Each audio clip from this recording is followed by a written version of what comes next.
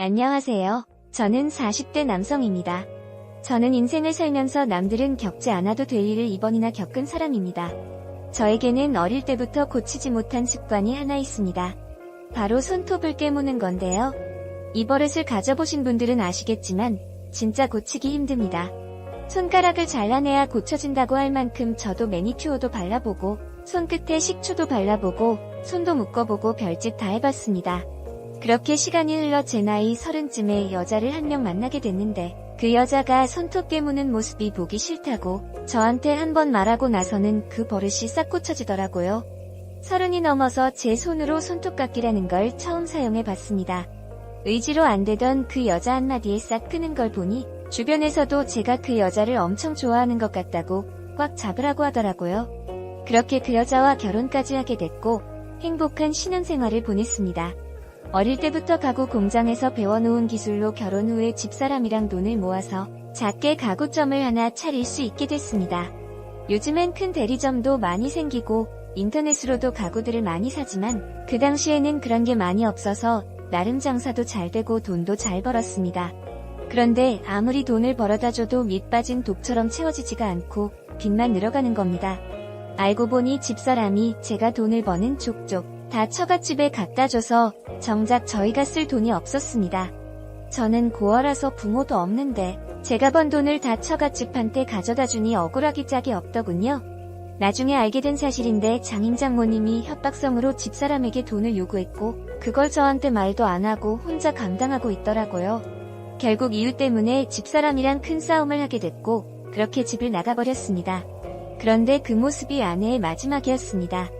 일주일 정도 지나고 경찰서에서 전화가 왔습니다. 아내가 다른 지역의 작은 여관방에서 유서를 써놓고 자살을 했다고 하더라고요. 돈 500만 원을 현금으로 찾아놓고 이것밖에 못 남겨서 미안하고 이 돈으로 먹고 싶은 거 먹고 옷도 예쁜 걸로 사 입으라고 적어 둔 게 집사람의 마지막 인사였습니다. 그렇게 저는 결혼 생활 5년 만에 혼자가 됐습니다. 근데 한번 결혼 생활을 해보니 혼자인 게 너무 외롭고 힘들더라고요. 어차피 애도 없고 사람들에게 손가락질 받더라도 외로울 때 같이 술잔을 맞춰줄 여자친구나 있었으면 좋겠다는 생각이 들었습니다.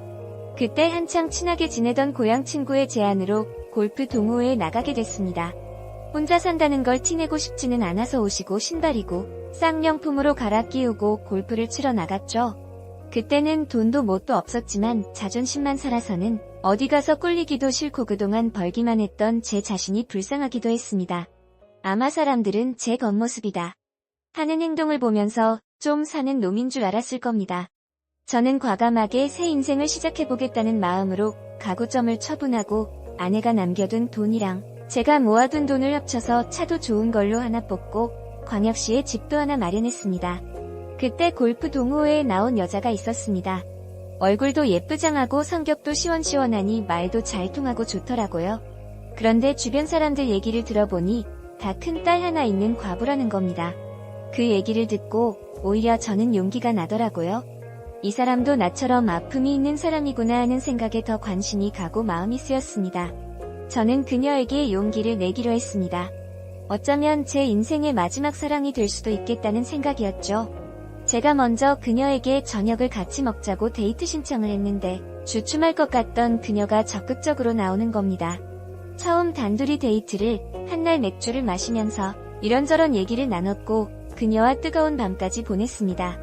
침대 위에서 이런저런 얘기를 나누는데 알면 알수록 말도 잘 통하고 성격도 너무 좋더라고요. 그날을 기점으로 우리는 점점 가까워졌습니다. 다른 것보다 그녀가 가장 마음에 들었던 것 중에 하나는 전 처에 대해 묻지 않는다는 것이었습니다. 사실 전체가 자살로 혼자가 됐다는 얘기를 하면 사람들이 저한테 문제가 있다고 생각하는 경우가 다반사였고 안 좋은 시선으로 봤기 때문에 불편한 게 사실이었습니다. 그런데 고맙게도 그녀는 제가 왜 다시 혼자가 됐는지 묻지 않았고 그냥 제 존재를 사랑해준 사람이었습니다. 당연히 저도 그녀에게 이것저것 묻지 않았습니다. 그게 예의라고 생각했고요. 하루는 그녀가 자신의 딸을 소개해주겠다면서 같이 밥을 먹자고 하더라고요. 그 사실만으로도 너무 기뻤습니다. 정말 가족이 된 것 같은 분이었거든요. 그날 레스토랑에서 만난 딸은 참하고 예뻤습니다. 수줍음은 많았지만 잘 웃고 선해 보였습니다. 요즘 애들답지 않게 키도 크고 늘씬한 편이었습니다. 내가 아빠가 되면 어때? 하고 물었더니 고개를 끄덕이는데 그 마음이 너무 고맙기도 했습니다. 그렇게 저희는 가족이 되었습니다. 긴 시간 연애를 한 건 아니었지만 이 사람이 내 운명이다 싶었으니까요. 저희는 부부가 되기로 했지만 혼인신고는 서로 합의하에 하지 않기로 했습니다. 사실 저는 하고 싶었지만 아내가 결혼을 한 번 실패하고 나니 모든 게 조심스럽다고 하더군요. 저도 같은 입장이다 보니 이해가 안 되는 건 아니었습니다. 저희는 소박하게 친한 지인들만 불러서 스몰 웨딩을 했고 제가 갖고 있던 집을 팔아 서울에 작은 전세도 하나 마련했습니다. 저희 세 식구가 살기엔 조금 작은 집이었지만 그래도 알콩달콩 재미나게 신혼생활을 시작했습니다. 두 모녀도 여자를 치고는 짐이 적고 옷가지도 몇 개 없어 소박한 사람들이구나 하는 생각에 더 정감이 갔습니다.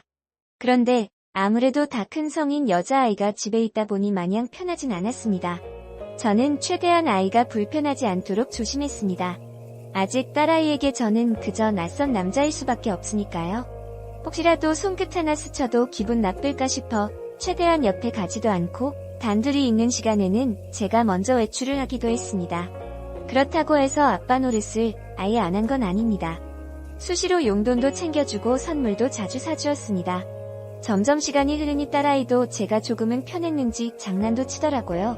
그렇게 진짜 아빠와 딸이 되어가는 것 같았습니다. 그런데 하루는 아내가 저를 불러서 말하더군요. 여보, 아직 아빠라는 존재가 조금 낯설 수 있으니 스킨십은 조금만 자제해줘요. 딸아이가 조금 불편해하는 것 같아요. 저는 사실 억울하기도 하고 조금 황당하기도 했습니다. 한 공간에 있는 것도 아직 불편한 건지. 근데 하는 말이나 행동을 보면 전혀 그런 것 같지 않아서요. 어쨌든 불편하다고 한 사람한테 맞추는 게 맞다고 생각했고 제가 더 조심하겠다고 했습니다. 그런데 그 일이 있고 아이는 좀 이상했습니다. 평소 집에서 반팔 반바지를 입던 아이가 갑자기 핫팬츠에 끝나시를 입고 있고 TV를 보거나 밥을 먹을 때 조금이라도 허리를 숙이면 가슴골이 다 드러나는 옷을 입고 나타나는데 저도 멀쩡한 남자이다 보니 힐끔힐끔 쳐다보게 되더라고요. 그런 제 마음을 아는지 모르는지 딸아이는 더욱 과감해졌습니다. 샤워를 마치고는 저에게 수건이 없다면서 문을 살짝만 열고 수건을 달라고 하더군요. 제가 그냥 문 앞에 두겠다고 했는데 굳이 문을 살짝 열고는 달라고 짜증을 내더라고요. 맞은편에 바로 거울이 있어서 제 의지와 상관없이 딸아이를 보게 되었고 저랑 집에 둘이 있을 때도 방에서 이상 야릇한 소리가 들리는 동영상을 엄청 크게 틀어놓기도 했습니다. 말도 안 되는 소리라고 생각하실 수도 있겠지만 그 당시엔 딸아이가 마치 저를 유혹하는 것 같았습니다. 아내는 그 일 이후로 부녀 사이가 어색해진 것 같다면서 자꾸만 딸아이와 저를 밖으로 불러서 혼자 쏙 빠지고는 했습니다. 그때마다 딸아이는 술을 잔뜩 취할 때까지 마시고는 저한테 딱 붙어서 떨어지질 않았습니다. 솔직히 말하면 정말 흔들렸습니다. 막말로 피 한 방울 안 섞인 남인데 한 번 하고 말아. 이런 생각까지 들었습니다. 그런 생각이 들 때마다 저는 허벅지를 꼬집어가며 참았습니다. 그렇게 본능을 억누른 지 몇 달 뒤 제가 가지고 있는 돈을 전부 털어서 친구와 작게 사업을 시작하기로 했습니다. 아내는 절대 안 된다면서 극구 반대하더군요. 그러면서 돈 관리를 넘기라고 하는 겁니다. 솔직히 나이 먹고 남의 밑에서 일하는 게 쉽지 않았습니다. 자존심도 좀 상했고요. 결국 저는 아내의 말을 듣지 않고 사업을 강행했고 일 때문에 1년 정도 주말 부부를 하게 되었습니다. 차라리 잘 됐다고 생각했습니다. 조금 떨어져 사는 게 저에게도 훨씬 나을 것 같았거든요. 아내에게 이 사실을 얘기했더니 생각보다 담담하더라고요. 젊은 애들처럼 죽고 못 사는 절절한 사랑은 아니었지만 나름 뚝배기처럼 뜨뜻한 사랑이라고 생각해서 그런지 반응이 좀 섭섭하더라고요. 아내와 딸아이를 뒤로하고 저는 지방에 작은 원룸을 마련했고 짧게는 일주에 한 번 길게는 2주에 한 번씩 아내와 딸아이를 만나러 갔습니다. 그런데 점점 일이 바빠지면서 식구들을 보는 횟수가 줄어들었고 아내에게도 매주 못 갈 것 같다고 연락을 하게 되더라고요. 고맙게도 아내는 이해한다면서 오히려 저를 위로했습니다. 집에 오기 전에 미리 연락만 달라면서요. 그렇게 한 달 정도 아내와 딸아이를 못 보고 살다가 서울에 갈 일이 생겨 겸사겸사 아내랑 딸아이를 보러 집으로 갔죠. 평일 낮이라 그런지 집에는 아무도 없었습니다. 그런데 문을 연 순간 저와 함께 살 때랑 묘하게 분위기가 달랐습니다. 낯선 냄새도 나고 남성이 쓸만한 물건들이 집안 곳곳에 놓여 있었습니다. 중년 남성이 입을 법한 잠바나 사각 팬티 면도기 같은 것들이 집안에 널브러져 있더군요. 그리고 가장 결정적이었던 건 손톱 깎기였습니다. 아내랑 딸아이는 네일샵에서 관리를 받아서 집에서 손톱을 깎는 일이 없었고, 저도 결혼 후에는 다시 손톱을 물어뜯는 습관이 생겨서 손톱 깎기는 사지 않았거든요. 그리고 손톱 깎기 주변에 여기저기 넓은 손톱 조각들이 버려져 있는 걸 발견했습니다. 그때 딸아이가 집에 들어왔습니다. 저를 보고는 깜짝 놀라더군요. 혹시 집에 누가 왔다 갔어? 여자들이 사는 집 같지 않게 분위기가 칙칙하네 했더니 딸아이의 남자친구가 집 계약 문제 때문에 며칠 동안 우리 집에서 지냈다고 하더라고요. 딸아이의 남자친구면 또래일 텐데 좀 이상하다는 생각을 했죠. 저는 사업이 거의 끝물이라 명함이 나왔고 회사가 완공되면 구경 오라고 말하면서 딸아이에게 제 명함을 건네주었습니다. 딸은 명함을 보더니 소파 위에 그냥 올려두더라고요. 아내는 늦는다는 연락의 얼굴은 보지 못하고 다시 제가 사는 곳으로 돌아왔습니다. 그리고 일주일 정도 지났을까? 모르는 번호로 전화 한 통이 왔습니다. 그 남성은 다짜고짜 제 아내와 딸아이의 이름을 대며 이 두 사람을 아냐고 묻더라고요. 제 딸아이 남자친구였던 사람인데 할 말이 있으니 잠만 보자는 겁니다. 그런데 목소리만 들어봐도 일중년 남성의 목소리였습니다. 저는 그 전화를 받고 곧장 서울로 달려갔습니다. 제 예상대로 건장한 체격에 제 또래 정도 돼 보이는 남자였습니다. 그 남자는 저를 보자마자 한숨을 푹 쉬더니 다짜고짜 혹시 그 두 여자한테 돈 줬어요? 하고 묻더군요. 전 대답도 하지 않고 당신이 뭔데 나한테 이런 걸 묻냐고 따졌는데 그 남자가 안주머니에 제 아내와 딸 사진을 꺼내는 겁니다. 사진 속에는 제 아내가 다른 남자와 차 안에서 키스를 하는 모습, 그리고 딸아이가 중년 남성들의 허리를 끌어안고 모텔에 들어가는 모습이 찍혀 있었습니다. 저는 그 사진을 보고는 그대로 몸이 굳어버렸습니다. 남자는 이 여자를 보통 아닙니다. 하면서 한숨을 푹 내쉬더군요. 그 남자가 뱉어난 얘기들은 너무 황당했습니다. 제 아내가 전과 오범의 악질 사기꾼이고 딸아이는 그 사기꾼의 보조라는 겁니다. 두 사람은 여성 쉼터에서 만났는데 딸아이는 미혼모로, 그리고 아내는 가정폭력으로 여성 쉼터에 입소했다고 하더군요. 거기서 만난 두 사람이 모녀 행세를 하면서 수많은 남자들한테 사기를 치고 다녔고 그 남자 중에 한 명이 저라고 했습니다.